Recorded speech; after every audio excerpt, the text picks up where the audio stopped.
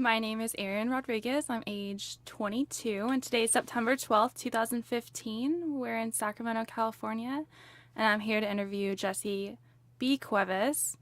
And he is my boss, and also I have sort of befriended him, forced him to be my friend.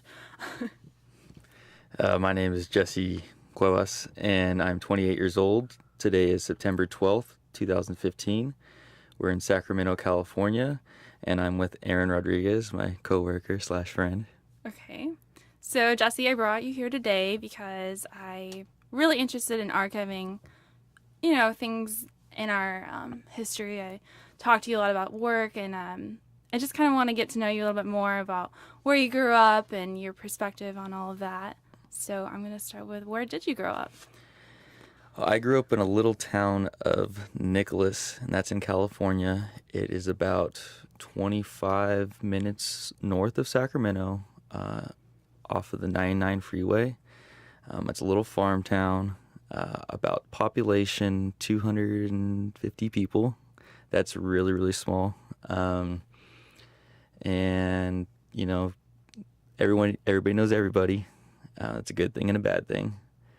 And I moved there when I was in second grade and lived there till I was 19. Okay, all right. What about your family? You have Yeah, I have one sister. She is 1 year, 7 months, 2 days older than me. So she's 29, 30 now, something like that. Is that right? 30? Yeah, She's 30 that's now. right. All right. Or 27. Or 20. No, 29. Let's give her the lower number. 29, yeah. And then I have my mom and my dad, who still live out in Nicholas. And then we had a lot of animals and pets growing up, too. So I consider them family.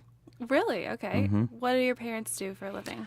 My mom is a computer programmer with the Department of Motor Vehicles here in California. So she works here in Sacramento, so she has to commute every day. She tries to explain to me what she does, and I have no idea. It's kind of... one day she showed me, because sometimes she works remotely from home, Mm-hmm. and she brought up her computer screen on what she was doing, and it really looked like the Matrix. And it was just zeros and ones, and she's able to read. I think she said she's fluent in like 20 different computer languages. Wow. Yeah. Really? Yeah, she's a very interesting lady. She, before that, had worked for Sprint and did Braille and sign language. So she's kind of a language guru. Oh, wow. Okay. Is But, your mom from California, or? She was born in the Los Angeles area. Okay. I'm not sure exactly what city, but she grew up in El Monte, California. Okay. All right. Mm-hmm. Well, what about your dad? My dad was born in Michoacan, Mexico. Okay. He came over to the States probably around 4th, 5th grade. His father was a bracero, and I didn't know this till recently, but they came over illegally Oh, okay. into the States when they were young. And they came over because my grandpa was a bracero. He went back and forth many times and eventually, liked places in California. Right. And one time when he came back, he decided to bring his whole family with him, and they never returned to Mexico. At least at that point. Sorry. Can you talk about what a bracero is? Oh, yeah. A bracero is, I think it was a farm worker guest program that existed probably in the 60s or so. And at the time, California needed a workforce for the agricultural fields, and they didn't have enough workforce of California residents, so they actually partnered with Mexico to bring in Mexican immigrants to work during the field season, and then at the end of harvest, they would return back to Mexico. Okay. Wow. Cool. That's really interesting. Did he talk about that at all when you were growing up, or how do you think that played in how you grew up in your family? It really had a lot to do with my background. My whole family, actually both my mom and my dad, met in the fields. Okay. While they were working. And I grew up in agriculture area, so agriculture was part of my life. I knew, types of crops and stuff like that. I actually wasn't a farm kid growing up, though. There was like one of the only families that didn't actually was a farm worker or a farmer, because my parents both worked with the state. But growing up, that's what they did. And whenever it came harvest season, we'd, help out and things like that. Or, it was always easy to go walk down to an orchard and go pick some fruit or something like that. So Mm. it was neat. And I actually didn't even know a lot about my family's history until I got older. I wasn't really much to talk to my family about stuff from their past, nor did they really tell me about stuff. It actually is a lot that I know is because my sister is very inquisitive, and she likes to ask too many questions. And eventually she tells me what she's learned from conversations that she's had with my parents, so that I didn't know about my father and his family coming over illegally till probably about 5 or 6 years ago. Wow. And there's a bunch of other stuff that I didn't really know until like just recently. Right. How does that make you feel now? Like that you learned that? Does it? I think it adds to the story of my family, but I mean, I don't know if I would have been any different.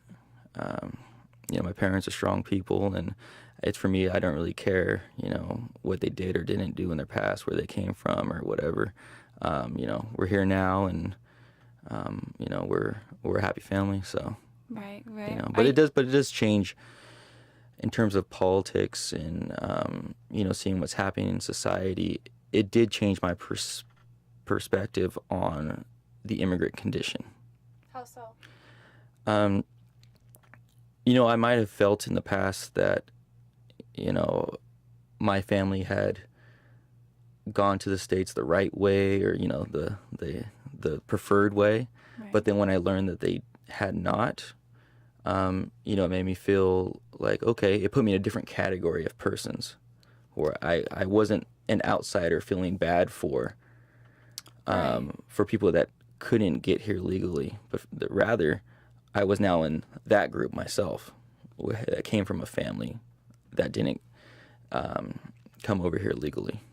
Did you grow up with other people? What was your community makeup wise like? My community was a very traditional white community. Okay. If I had to give an estimate of my demographics at my high school or in my community, I would say it was about 70% white, and the other 29% was Latino, and the 1% was a little bit, I think we had 2 or 3 kids that were some part Asian. Okay. And I really didn't know the differences in Asians back then just because I wasn't Right. around a lot of Asians growing up. There was 2 kids that were half African American, and my freshman year, there was a senior that was Middle Eastern, and that's about as diverse as we got necessarily.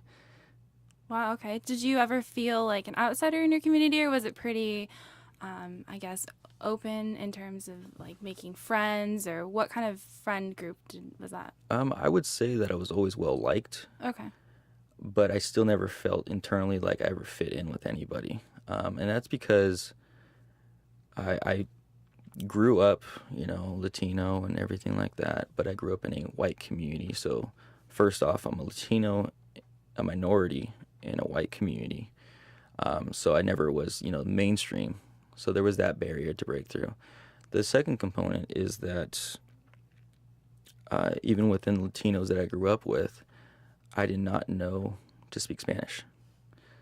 So everyone around me that was Latino spoke Spanish, and I was seen as an outsider between them. So I was always in this middle spot. Right. So I never quite had somebody that was a Latino that didn't speak Spanish, and I really, really got along with, because everyone else either spoke Spanish or was white.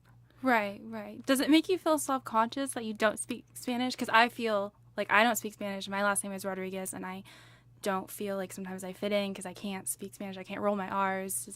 Do you ever feel? It's a little embarrassing. Yeah. I'll be honest. Do I wish I spoke Spanish? Sure. Right. But I didn't. And the reason for that was my parents, as farm working children, grew up in a time where it was kind of frowned upon to speak Spanish. Okay. They were made fun of by their peers, who mainly were, other white kids. And, in their minds, they didn't want that same discrimination that they felt growing up pass along to their children. So they made a decision to teach myself, my sister, English first, and then when we learned English well, then we can learn Spanish. Unfortunately, I never quite got the Spanish part. I think I spoke better when I was younger, but I never quite picked it up fully. And then growing up in a white neighborhood, it was frowned upon still to speak Spanish out loud and stuff. So at least that's the way I felt about it. And I got made fun of both ways.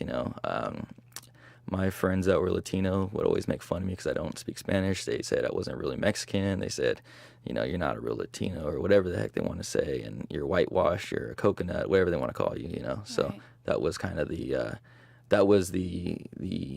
prejudices that I don't know, the discrimination I felt from them. Right. When did you kind of recognize that? Like at a young age, did you feel like Oh, that was from the get-go. the get Because I go? mean, even within my not my immediate family, but the outside, like my cousins, many of my cousins spoke Spanish too, and they, made fun of me for not really speaking English. And I tried, but it is embarrassing to have a bad accent or a bad pronunciation, because and by being embarrassed by that, it prevents you from practicing more Right, often and right. learning. It goes So down. I still wish I could learn it. I feel sometimes like I should just go down to Mexico for a couple months and pick it up and then come back and then don't stop speaking Right. it. Keep Yeah. going. Keep And going. now I live in Sacramento, there are plenty of people that speak Spanish down here, so I'd be in a way more comfortable setting of saying or speaking Spanish. Right, right. Now, I know you've told me some stories where you had a pretty interesting childhood in that you guys neighborhoods, but you had a pretty open field. Like literally, you guys had some shenanigans going on. Tell me about a story that stuck out there. Oh, a story. Let's try to think of one that can kind of. Well, where I grew up, there's not any fences. Okay. It's all just open farmlands. Everyone either lives on a farm or next to a farm. My parents' house that I grew up with was on the side of a walnut orchard. So there was just acres and acres of walnut orchards behind us. In front of us was a small walnut orchard, and then behind that, literally about 500 feet, is a giant levee that hits up against the Feather River, one of the main rivers that goes to the Sacramento River in California. And so I spent much of my time down the river bottoms and things like that. Growing up out in a rural area, you have to keep yourself entertained, and you become very creative at that. I grew up a lot by myself. I mean, my sister was there, but she didn't want to play with me a lot of times. So I was stuck, digging holes or doing something, catching bugs, things like that. I look back right now and I think of some, not my best moments in life, like dissecting a frog with my friends, Okay. taping a frog to a rocket, and that's not stuff I'm proud of, but that's part of growing up. We were Right. bored, we were being curious, things like that. A lot of things that we did out in the country are not accepted in mainstream. One popular thing to do is, to play like cowboys and Indians, right? Shoot guns, whatever. We kind of took it to a little bit of extreme. Paintballing is really popular, but we couldn't afford paintball guns. It's very expensive, things like that. So instead, myself and a lot of neighborhood kids usually resulted to BB gun wars, where you just had BB guns and you shoot at each other. And the saying of, you're going to shoot somebody's eye out, that kind of stuff. Well, we kind of had our ground rules, right? You can only pump the BB gun one time, so it's not too much pressure. It doesn't break the skin, it just bruises it. And so we would, have our little BB guns, and, you're not supposed to hit the face either. But we would, go run over to the river bottoms and go run around, because the river bottoms is really cool. It's like a jungle out there, and the parks out here in the city have no comparison to how cool it is out there in the river bottoms. There's just overgrowth trees and bugs and animals everywhere, and We would go run around and shoot each other, and we'd have our little team set up, and it was always fun until somebody got too carried away and hit somebody in the face, It's always fun till and someone then gets hurt. everybody runs. So we've had a lot of those issues. The other issues, we would get carried away on our bicycles. I said that I lived across the street from the levee, so we would jump on our bikes and go down the levee as fast as we could until somebody broke their bike, fell off, broke a leg or something like that. So that happened on occasion. A lot of people breaking their legs and breaking their arms, but that was part of growing up out there. So Right. Do you yeah. think that with that, you had more of a growing up in the country setting? Do you think that changed who you are now? Like, I know in conversations you have this unique perspective because you grew up out there. Do you see that, like, when you talk to people that lived in the city before and. Yeah, no, I grew up out in the country, and my dad did not like me staying inside. I had a Sega Genesis. That was very cool. But after for about an hour or so of playing, he would turn it off or unplug the TV and make me go outside. He didn't care what I was doing as long as I was outside. And if I looked like I was bored outside, he'd find something for me to do, and it was usually manual labor. So I made sure I looked occupied. Maybe that's why I'm a good state worker. But so growing up out there was always very hands-on. I learned how to build things. I learned how to take things apart. I learned how to fix things many times. And so did the neighborhood kids. And I think that's kind of what's important growing up is getting in trouble, breaking a leg, breaking an arm, getting in trouble. And I get frustrated because I have a lot of cousins that live in Los Angeles, and whenever I visit them, it's just a different mindset. Their family spent a lot of money to live over there, and their families don't even let them play outside because their streets are dangerous to their eyes, and so they stay inside all day and play video games and kind of stick to themselves, and it's just a different culture down there, and I don't know if I could ever do that. And I get frustrated because now that I live in Sacramento, I now interact with a lot of people that grew up in very similar settings as my cousins, and they literally don't know how to do much of anything in terms of handiwork or anything like that. They don't know how to change their oil in their car. They don't know how to fix, if a light switch goes out in their house, they don't know how to fix that. If, they don't know how to clean their gutter. They pay everybody to do everything for them. It's just a different type of culture. I'm not saying that's right or wrong, but for me, it's just something that I'm not accustomed to. Right.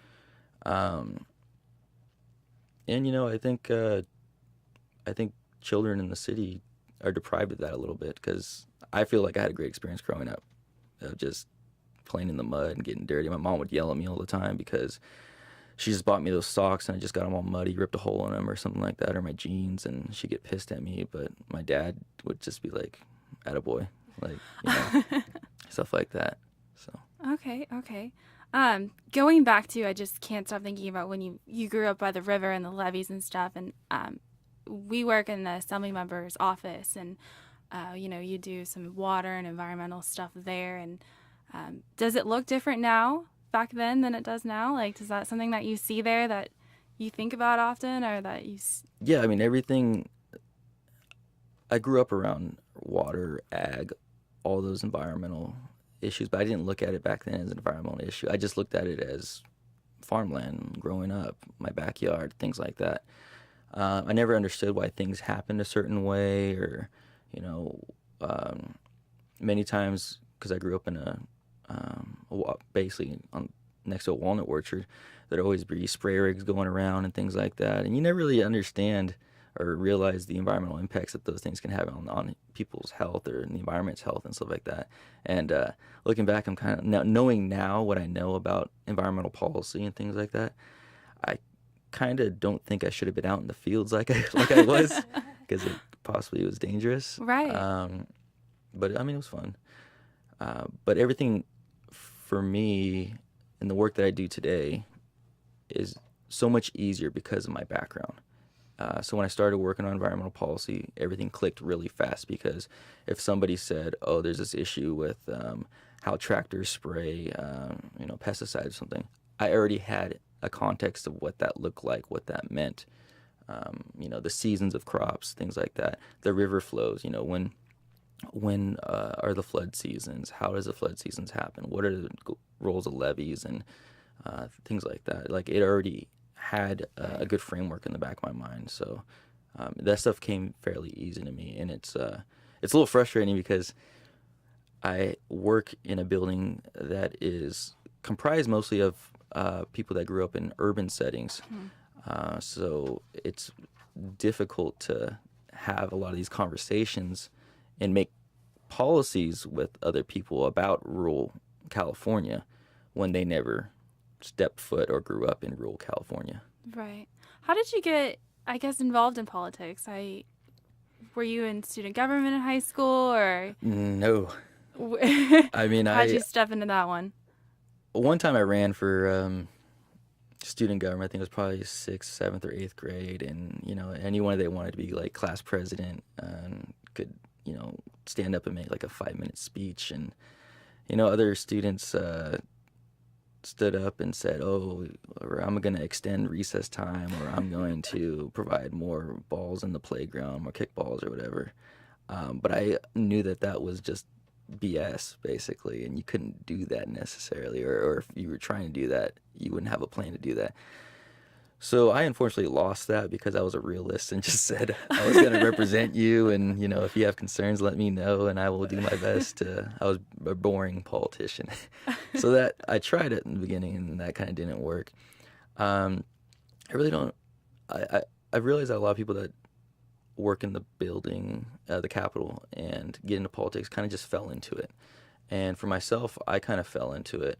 I think it happened because I went to college at Sacramento City College Right. as an engineering major. I'm a huge car buff from working outside all the time.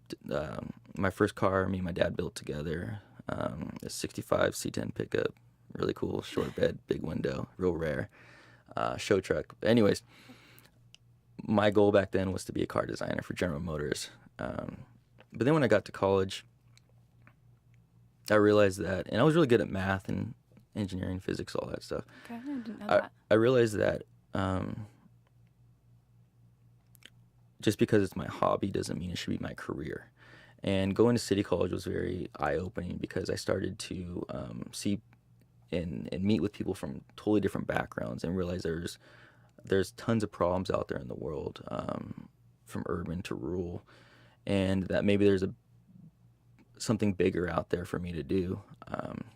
And I really didn't know what that was, but I figured that engineering and designing and fixing building stuff was just a hobby, but shouldn't be necessarily my career. So I didn't know what to do. And eventually I was like, oh, well, maybe I want to work with communities and help kids, get on the right path. And I think I had a conversation with my mom, and, everyone's always told me like I'd be a good cop or policeman or something like that. So I was like, okay, that sounds cool. And then I talked to some law enforcement guys because at the time I did catering.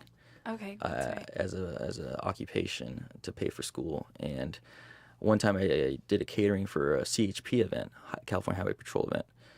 And I just mentioned, hey, I'm thinking about getting into Highway Patrol, whatever. Like, what do you suppose I do? And I'm still in college, and I want to stay in college because you can go right to the CHP Academy straight out of high school. But I wanted, you get a better leg up if you have a college degree. And they said, whatever you do, do not go into what is that? The public safety degree, criminal justice. Oh, criminal Do justice. not go into criminal justice as a major because you're going to learn all that stuff in the academy. Oh, So they said diversify your learning or your skill set, and that's going to set you apart. So I was like, cool. And I didn't know what else to do. I just made my mom pick something, and she picked communications. And I thought that was about satellites and technology and stuff like that, like communication Right, technology. okay. I didn't know what that was. And then all of a sudden I get into class, and It's about talking to people, and that's something that I'm an introvert, so I'm not really good at that. And wasn't good at that, but it was a great career or a great major because it actually helped me to develop the skills to do that. I'm not much of a people person, but at least now I know how to be a people person. Right, right. During my time in as a communications studies major at Sacramento City College, I became very good in a class that I took. It was argumentation and debate. So much so that the professor was an assistant coach for the speech and debate team at the school. And so he eventually twisted my arm and recruited me to be on the speech and debate team. I spent one semester there. I did really, really good. Me and my partner, because you do team events, so you have you and your partner, and you battle it off with other people from other school or other colleges all around the state in the U.S. It kind of filled that little bit of that competitive void that I had missed from high school. I played a bunch of sports in high school, so I was very competitive. So this was kind of like an academia competition, kind of a nerd thing. But I became really good. Even that one semester, me and my buddy, we qualified for nationals, got flown down to Colorado to compete, all that stuff. Wow. So that was good. But then I graduated City College, and then I was on to Sacramento State, and then they wanted me over there. But I was like, I kind of got jaded from debate because it was really about semantics, and it was really about tactics and techniques and things like that.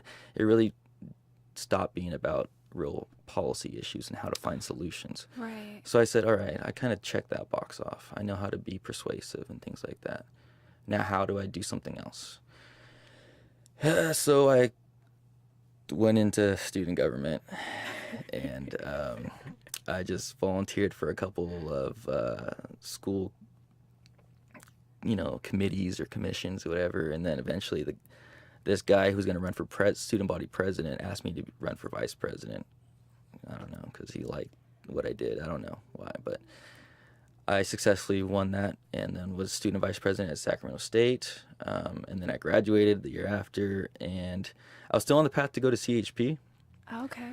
But it was during 2010 when all the budget cuts came and everything. And my luck, I'm not a very big optimist. I think, Yeah. half, empty kind of thing. The CHP Academy closed and wasn't accepting anybody. So I was very upset because I was very successful in my academic career and things like that. And every single opportunity basically closed its door on me. I was really pissed about things because, you grow up and everyone says if you go to college, you'll get the dream job, you'll make money, blah, blah, blah. And that totally fell on its face at the wrong time, Yeah, right. But there was, I wasn't in alone. Everyone that I graduated college with was either continuing to keep their part-time job as a waiter or a waitress at a place or a coffee shop, or everyone still had all these part-time. So there was just nothing out there. And I tried to go to law school, but I was good academically, but I didn't do my homework, so my grades actually suffered. I was that kid that always got 100 on their tests, but got C's in the class because I just didn't. Turn your homework in. Yeah, I just didn't feel like it was my priority or good use of my time because I'd rather be doing some other stuff. So I wasn't competitive enough to get into law school, so I basically had nothing to do. And fortunately, my involvement in student government expanded some of my networking opportunities. And one lady that I had worked with in student government had already been interning in the state capitol and said that her office was looking for another intern. And I was like, well, I ain't doing anything else. So let me try my luck at interviewing for this. And fortunately, I got it. And I started working 2 weeks after I graduated college. I interned for about 6 months for free. That's how desperate I was to get my foot in the door and get just something that gives me a paycheck. I couldn't care less. It was just something. I worked my butt off for 6 months. I also, fortunately, my chief of staff at the time also has a side business of running campaigns. She really liked me and liked my work ethic and provided me a part-time job being a campaign manager for a local school board race. So while I was interning for 6 months. The last 3 months of that, I was after work running a campaign. Luckily, the campaign actually paid. That was nice. That's great. That was nice. And then after all that, everybody liked me, and I got hired on full time for an assembly member, and I've been there ever since. How many years have you been there? It's 5 years now. 5 years. 5 years. All right. So, you're a legislative aide, and now you're ledge director in the assembly office. Like I said earlier, you do environmental work and water work. But something I've been wanting to ask you is, I've recently come that there's a difference between environmental justice and being an environmentalist. And I kind of wanted you to weigh in on that and give me, I know it's something that Yeah. you're laughing at me right now. Yeah, there's California is very diverse. And there are so many different types of people who live in California, and there's so many types of neighborhoods and communities and just different priorities that exist in California. I get very frustrated and somewhat offended a little bit when people say they're pushing environmental policies because they're trying to help out poor people, or they're trying to, save the environment under this notion of it's environmental justice. There's a lot of overlap between being an environmentalist or being an environmental justice person. But when it comes down to the difference, it's about equity. It's really about social economics. And working in the building has really showed that there are many types of people and different priorities, and everyone's just trying to do their job, and they're just trying to represent the constituencies that they're there for. What frustrates me, however, is that they're pushing environmental agendas, saying that they're helping poor people. But the reality is a lot of these people that are pushing environmental issues are really environmentalists that come from coastal areas of the state who don't really have that many environmental issues in their neighborhoods. And they're saying they're trying to help out poor people in the Central Valley. Right. But yet they don't know anything about the Central Valley or the people that grew up in the Central Valley. And I mean, that's not really their fault, but what I get upset is that they think that they know what they're talking about. And the counter is there are a lot of activists that grew up in the Central Valley that are, you can call them environmental justice people. And they're grassroots. They know how to stir up the issue. They know how to make, poor people issues, environmental issues matter. However, they are not successful in being tactical. They don't want to get their hands dirty. And when it comes to big environmental policies in California, they're okay with settling for crumbs. I'm trying to describe this in a way because I can go off in very many factions on this, but they like to ride the coattails of the environmental movement. And the environmentalists like to use environmental justice communities as the poster childs for big policies. And that sounds great, like teamwork and all that stuff. But at the end of the day, from what I've seen working in the building, is the environmental justice community is just being used and abused. And when we actually do pass environmental policies, which I think are good environmental policies, we generate a lot of revenue for these programs, but they actually don't actually end up in those communities that we said we were supposed to send them to. They actually go back to the communities that are already well off, and that's just politics. Those that are better organized and in a better position to voice their opinion will get what they need, and those that suffer and those that don't have the same ability to be competitive for grants or to be as vocal, because they're working 12-hour shifts in the fields, and there's language barriers. They're not as organized because these are unincorporated communities.